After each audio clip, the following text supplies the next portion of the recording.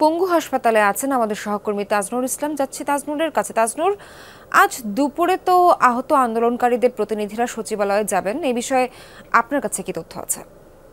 দেখুন, সেই বৈঠকের একটি কথাও তো রয়েছেই এবং সেই প্রস্তুতি এর মধ্যে চলছে। তবে এখন যেটি চলছে যে বিশেষায়িত যে ওয়ার্ডটি পঙ্গু হাসপাতালে বৈষম্য বিরোধী ছাত্র আন্দোলন আহতদের জন্য বিশেষায়িত যে ওয়ার্ডটি তৈরি করা হয়েছে, সেখানে কিন্তু বিএনপির সিনিয়র যুগ্ম মহাসচিব রুহুল কবির রিজভী তিনি এসেছেন।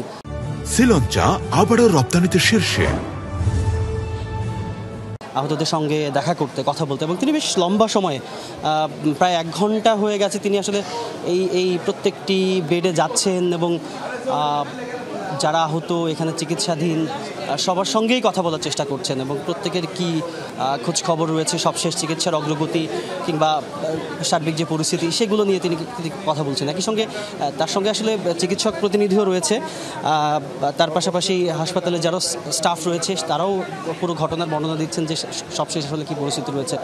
তবে গতকালকে যে অনাকাঙ্ক্ষিত ঘটনাগুলো ঘটেছে, যে বিক্ষোভ এবং তাদের রাতের যেই সড়কে অবস্থান, সেই পরিস্থিতি আসলে আজকে একেবারেই নেই। সবাই আসলে আবারও ওয়ার্ডে এবং বেডে ফিরে এসেছে এবং তাদের যেই স্বাভাবিক যে চিকিৎসা প্রক্রিয়া সেটি চলমান রয়েছে।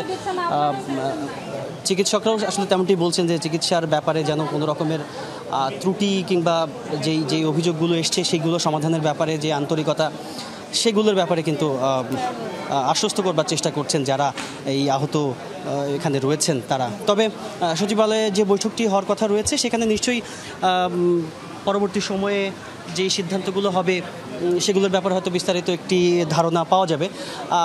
পঙ্গু হাসপাতালে সবশেষ মোটামুটি এই ছিল অবস্থা। সোহার। তাজনুর, ধন্যবাদ আপনাকে।